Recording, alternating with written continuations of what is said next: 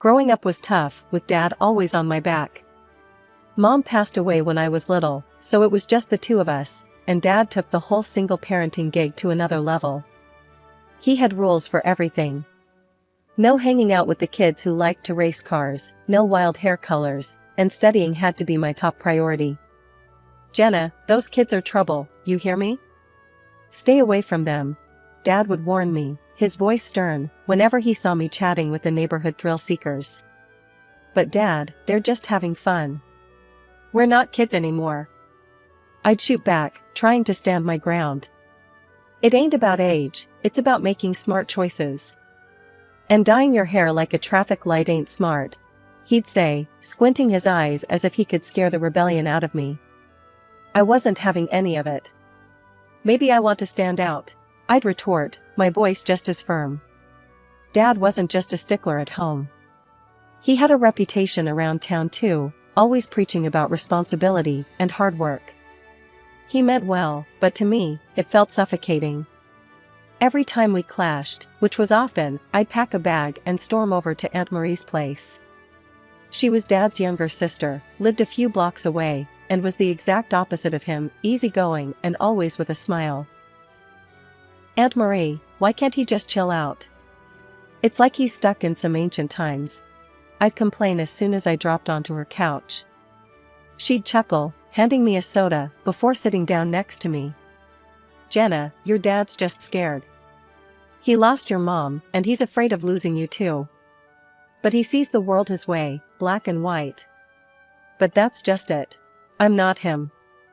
I need some color in my life, you know?"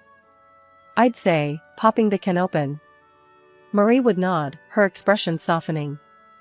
"He does go overboard. But he's not wrong about everything. Give it time, you'll see some of his points."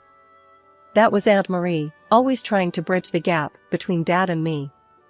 But back then, I couldn't see it. All I knew was that I wanted out. So, as soon as high school was over, I grabbed my chance. Thanks to my grades, I landed a scholarship and went off to college, leaving my hometown, and Dad, behind. College was freedom. For the first time, I made my own decisions without anyone looming over me. I dyed my hair purple, stayed out late, and, yes, even got involved with a group that loved street racing. But I kept my head in the books. I wasn't about to waste the scholarship or the opportunities one had fought so hard for. After 4 years of hard work and a fair share of fun, I graduated with a degree in accounting and a job offer from a respected firm in the city. My boss, Mr. Thompson, was a tough guy but fair, much like Dad and his expectations, but without the personal judgment. When I met Mike, it felt like hitting the jackpot. It was at a casual hangout with some friends from work. He was there with a buddy who knew one of my colleagues. Mike had that easy charm, a quick smile, and an infectious laugh that pulled you right in. We got talking, and it turned out we had a ton in common, both mad about classic rock, both foodies, and both into old movies. "Ever seen Casablanca?" he asked, eyes lighting up as he took a sip of his beer. "Are you kidding? Here's looking at you, kid," is my go-to toast. I laughed, thrilled to meet someone who shared my quirky interests. We hit it off immediately, and before long, we were inseparable. Dating Mike was a whirlwind of dinner dates, movie nights, and lazy weekends just lounging around. 6 months later, we were married. It felt right, like everything was falling into place. The first year was bliss. We talked about everything, made decisions together, shared our dreams and our bank accounts. I felt like I finally had the partnership I craved, equal, open, just perfect. But then, things started to change. It began subtly. One night, as I was getting ready to meet some friends for drinks after work, Mike frowned. "You're going out again? You know, you've been kinda busy lately," he said, his tone more accusing than curious. "Just catching up with the gang. It's been ages." I replied, trying to keep the mood light. "Yeah, but maybe you should chill on the outings. We could use some us time," he insisted, not really asking but telling. I paused, a bit thrown off. "Sure, we can plan something for the weekend?" It didn't stop there. Mike's suggestions became rules. He started expressing his concerns about the time I spent with my friends and even my workmates. Then came the big ask. One evening, Mike was going through our finances, a spreadsheet open on his laptop, his brow furrowed in concentration. "Babe, I've been thinking," he started, not looking up from the screen. "It would make more sense if I managed our finances. Just hand over your account details." I hesitated, surprised. "What? Why? I've been handling my finances since forever. It's just easier this way. I can keep track of our spending and savings. Plus, it's what a husband does, right?" he said, finally looking up at me with a smile that didn't quite reach his eyes. I felt a chill, but nodded, unsure. "Okay, if you think it's best." From then on, Mike took control. He decided where we went, what we did on weekends, and how we spent our money. If I suggested something different, he'd shoot it down. "No, that's not a good idea," he'd dismiss without discussion. As months passed, I found myself fading into the background of my own life. My friends stopped calling so much, knowing I'd likely say no. My world shrank to what Mike approved, and the vibrant, independent woman I once was began to disappear. I didn't even recognize myself anymore. Living near Mike and his parents seemed ideal at first, like having a close-knit family just next door. But reality bit hard and fast. His mom, Nancy, was a sweet talker with a controlling twist, and his dad, Frank, was just as invasive, treating our place like it was his own. One chilly evening, I was just getting home from a long day at work, my mind on the thousand things I still had to do, when Nancy called. Her voice was sugary sweet at first. "Jenna, darling, have you started dinner yet? Mike must be starving after his hard day," she cooed over the phone. "Actually, Nancy, I just walked in. Dinner's gonna be a bit late tonight," I replied, trying not to let my frustration show. Her tone flipped cold as ice. "Well, I hope Mike doesn't have to wait too long. A man needs his dinner on time, you know." It wasn't just the dinner comments. Nancy believed Mike should be pampered because his job was supposedly more demanding, despite us both working full-time. Her idea of fairness was skewed wildly in her son's favor. I was expected to handle everything else, cooking, cleaning, and then some. It didn't stop at our home either. Nancy had me over at their place regularly, pushing a broom or a mop into my hands the moment I stepped through the door. And Frank? He was no better. Weekends were his domain apparently. He'd show up at our house first thing Saturday morning, remote in hand, ready to take over the living room. The TV volume cranked so high it made the windows rattle. He'd settle in like a king. "Jenna, where's the beer? I thought you'd have stocked up for the weekend," Frank would bellow from his makeshift throne. "It's in the fridge, Frank," I'd call out, trying to hide my annoyance. Frank would grumble something under his breath about kids these days as he raided the refrigerator, leaving a trail of crumbs and empty bottles in his wake. Mike never said a word against it, always shrugging off my complaints. It was exhausting. Between my job, keeping our home, and catering to the whims of my in-laws, I was stretched thin. I began to lose pieces of myself, my time, and my sanity to their endless demands. Things at work took a sharp turn when my company decided to absorb a smaller firm. The accounting department there was a mess, a tangled web of inaccuracies and outdated systems. It fell on me to sort it all out, which meant long hours and even more stress. Coming home late became the norm rather than the exception. One particularly grueling evening, I got home to find Mike lounging on the sofa, flipping through channels, the dinner table untouched and empty. "Where's dinner? You know I get hungry after work," he complained without even looking my way. I dropped my bag, my patience worn thin. "Mike, you know what's been going on at work. You were here first, why couldn't you have made something?" He laughed, a harsh, mocking sound that filled the room. "Me, cook dinner? That's women's work, Jenna. I'm not about to start playing house husband." I felt a surge of anger. We agreed, before we got married, there'd be no men's or women's jobs. We're supposed to be in this together. I shot back, my voice rising. Mike's face darkened, and he stood up abruptly. "I don't have time for this nonsense," he snapped, grabbing his keys off the counter. Where are you going? I demanded, but he was already heading for the door. Out. Away from this. He threw over his shoulder and then he was gone. He disappeared for days. No calls, no texts, just silence. I was left alone, wrestling with my escalating workload and the crumbling facade of my marriage. When he finally came back, he acted as if nothing had happened, ignoring the strain and tension between us. Around that time, I received some good news at work. My efforts hadn't gone unnoticed, and I was promoted with a significant salary increase. I was over the moon, until I shared it with Mike. "That's great, babe," he said, a too quick smile flashing across his face. "Guess what? I'll quit in a week. No point in working now that you're making enough for both of us." I stared at him, stunned. "What? Mike, we need to discuss this together?" He shrugged, completely unconcerned. "You're making plenty. I can finally relax a bit." The next day, I went to work early, the weight of my thoughts heavier than ever. I stayed late again, my mind buzzing with figures and files, but also with a growing resolve.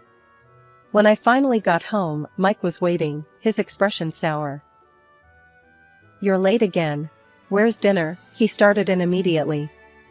I took a deep breath, my decision clear in my mind. "Mike, we need to talk. This isn't working. I can't be the only one trying here."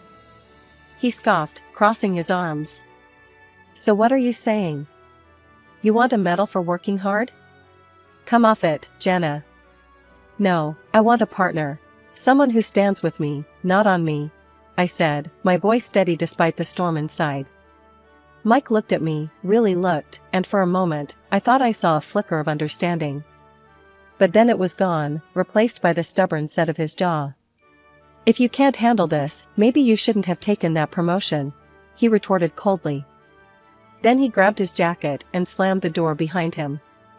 9 months had slipped by, months where I found myself trapped in a life I never envisioned. Mike never went back to work. Instead, he filled his days meeting with friends and often stumbled home late, reeking of booze. Each time I dared to question him, he'd explode in anger, retreating to the sanctity of his parents' home where he was still treated like a child rather than a grown man. "You're being too hard on him, Jenna. You should be supporting your husband, not tearing him down." Nancy, his mother, would screech over the phone whenever he ran off to them. "I'm supporting the whole family, Nancy. What more do you want from me?" I'd shoot back, my patience worn to nothing. It wasn't just supporting Mike, his parents had grown dependent on me too. Small amounts of money were frequently requested, money for groceries, money for bills. It seemed their hands were always outstretched, waiting for me to fill them. Her only response was to hang up, leaving me fuming and helpless. One day, amidst this ongoing storm, I received a call that shattered the uneasy calm. Aunt Marie's voice was soft but strained as she relayed the news of Dad's passing. My world stopped. The last time we spoke, we had argued, silly things, youthful pride clashing with his rigid ways. I never got the chance to make peace. "Can you come with me to the funeral?" I asked Mike, a desperate plea for some semblance of support. He barely glanced up from the TV. "Nah, I can't handle funerals.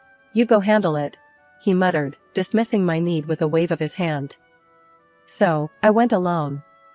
The funeral was a blur, faces of family and friends I hadn't seen in years, all mourning the man who raised me alone.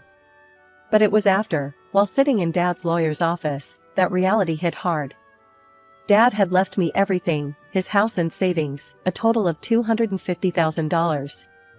Tears streamed down my face as I realized, despite our differences, Dad had been preparing me for a future, perhaps knowing I'd need a way out someday. That night, in the quiet of my childhood home, I thumbed through old photo albums. Pictures of me in rebellious outfits, with bright hair and brighter smiles, all screamed of a girl who dreamed of freedom. I had traded those dreams for security, only to end up more caged than ever. As dawn broke, clarity came with it. It was time for a change, a big one. The money and the house, it wasn't just an inheritance, it was my ticket to a new life, a chance to rediscover the fierce girl who once believed she could conquer the world. I need to do this, not just for me, but for the woman Dad believed I could be. I whispered to myself, a vow in the still morning air. When I walked through the door of what used to be our shared home, the air was thick with expectation. Mike and his parents were already waiting, like vultures perched for the kill. Their eyes lit up with a mix of greed and curiosity as they spotted me. "So, Jenna, how much did old Hal leave you?" Mike asked, his voice dripping with feigned concern. I hesitated, clutching the documents a little tighter. Before I could reply, Mike snatched the papers right from my hands. As he scanned the figures, a triumphant grin spread across his face. $250,000, he exclaimed, turning to his parents, who immediately began to buzz with excitement. His mother, Nancy, clapped her hands together. "Oh, that will cover a lovely vacation for us all. How about Italy? Or maybe a cruise?" Frank was already nodding in agreement. "And we need new furniture. Something nice, something grand," he chimed in. Mike, not to be outdone in the dreaming, banged his fist on the table. "It's settled then. I'm getting a new car. It's about time I rode in style." I stood there, stunned into silence for a moment, as they carried on, planning as if I wasn't even in the room. Gathering my courage, I finally spoke up. "Listen up, all of you. This is my inheritance, not yours. I decide how it's spent, not you," I said, my voice firm, louder than I felt. Mike whirled on me, his face twisted in anger. "You think you're in charge here? Keep talking like that, and I'll divorce you so fast it'll make your head spin." His threat hung in the air, but before I could respond, Nancy grabbed me by the shoulders and shoved me towards the door. "Think about how you're acting, Jenna. You're too arrogant. Maybe a night outside will cool you off," she hissed, her voice venomous. I stumbled out the door, the shock of the physical and emotional assault numbing my senses. For a moment, I stood there, bewildered by the audacity of their entitlement. But then, almost unexpectedly, a laugh bubbled up from within me. It started small, but grew in volume, echoing into the quiet street. I felt a weight lift off my shoulders, a strange, exhilarating freedom. With nowhere else to go, I drove back to my father's house. The familiar walls welcomed me like an old friend. That night, the reality of my situation began to sink in, and a plan started to form. First thing in the morning, I picked up the phone and dialed my office. "Hey, it's Jenna. I need to ask for a couple of weeks off, personal leave. I've got some things to sort out," I explained when my boss, Mr. Thompson, answered. "Jenna, take all the time you need. I've noticed you've been off your game a bit lately. Whatever it is, sort it out. We'll manage here," Mr. Thompson replied, his voice kind and understanding. "Thanks, Mr. T. I appreciate it more than you know," I said, grateful for his support. Hanging up, I felt the first real peace in a long while. The next steps were clear. I needed to legally separate myself and my finances from Mike and his parasitic hold on my life. I knew it wouldn't be easy, but for the first time in a long time, I was ready to fight back. I was sipping coffee from Dad's favorite mug, enjoying the quiet of the morning, when my phone began to buzz relentlessly on the kitchen counter. At first, I ignored it, savoring the peace and the slight amusement at the thought that Mike and his parents were probably scheming about my inheritance. But the phone wouldn't stop, it was like it had a life of its own. Finally, I picked up, bracing myself for the onslaught. "What is it, Mike?" I snapped, not in the mood for niceties. "Jenna, you need to give us access to the money. I can't get into the account." His voice was a mix of frustration and panic. I couldn't help but laugh, the sound sharp and clear. "That's because I've restricted access, Mike. You can't use my money anymore," I said, enjoying the moment of revelation. There was a pause, a silence filled with his disbelief. "You can't do that. We're married." "Not for long," I replied curtly and hung up. That should have been the end of it, but of course, it wasn't. That evening, just as I was settling down with a book, I heard the familiar sound of a car pulling up outside. Mike and his parents came storming up to the front door, their faces twisted with anger and desperation. They didn't even wait for me to invite them in. Nancy pushed past the doorway, her voice shrill. "You think you're clever, huh? Cutting us off like that?" Frank followed, his brow furrowed. "You're supposed to share what you have with your family." Mike was the last to enter, his expression one of betrayed fury. "This is about us, Jenna. You're ruining everything." I stood my ground, feeling more secure in my decision than ever. "This is not about us, Mike. This never was. It's always been about what you could get from me." His face contorted with anger. "Well, guess what? We're getting a divorce." That's when I handed him the divorce papers, neatly prepared and waiting for this moment. The surprise on his face was almost comical. "What's this?" "Your freedom," I said dryly. "Sign them and you're free to leave." He scanned the documents quickly, a greedy spark lighting up his eyes as he signed. "Fine. But remember, I get half, 125,000. That'll adjust our plans, but it's something." Nancy muttered under her breath. "Should have been the full $250,000. Getting a piece of wool from a black sheep, aren't we?" I couldn't hold back a laugh. "Actually, you're getting nothing. Inheritance isn't divided in a divorce here. Not a cent of that money is yours." The color drained from their faces. Mike's hands shook as he realized the magnitude of his mistake. "But we've already spent anticipating that money. We went on vacation, bought things on credit." His voice faded as the reality of their financial blunder hit him. Nancy's eyes were wide with fear, and Frank looked like he was about to collapse. "This isn't my problem. You made your choices," I said, my voice cold but steady. "Now, if you don't leave, I'll call the police." The threat was enough. They stumbled out, a mix of shock and anger marking their defeat. As the door closed behind them, a profound sense of relief washed over me. They were out of my life, finally and completely. Selling Dad's house was tough, like closing the final chapter of my old life. I felt every pang of regret as I handed over the keys, but I knew it was the right move. With that money, I bought a new place right next to my work, a cozy little house that was all mine, no strings attached. At work, things were looking up too. Mr. Thompson had been watching my progress closely, and one afternoon, he called me into his office. The sun streamed through the blinds, casting lines across his face as he looked up from his papers. "Jenna, you've been pulling in some impressive numbers, and your leadership hasn't gone unnoticed," he started, his tone serious but warm. I stood there, hands clasped in front of me, waiting.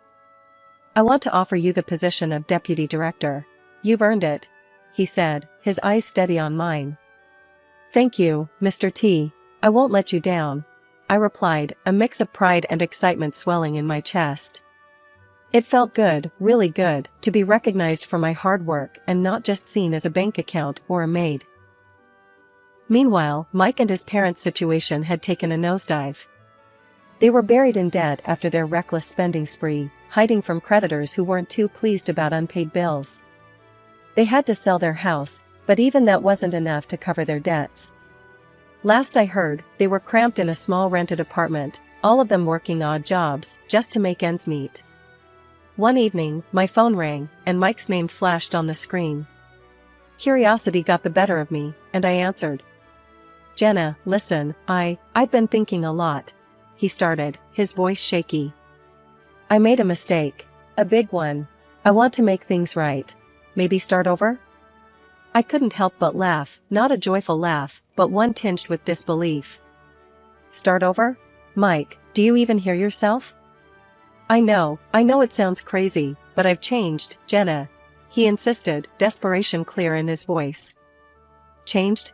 Mike, you only call when you're out of money or options. You don't need a restart. You need a reality check."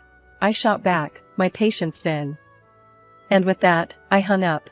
I realized then that I was truly free, not just from Mike, but from the hold his family had on me, from the life I was forced into. Now, I really understand what Dad tried to teach me all those years. He knew the value of standing on your own, of making tough decisions for the sake of your future. I only wish I could tell him he was right, share a moment of reconciliation.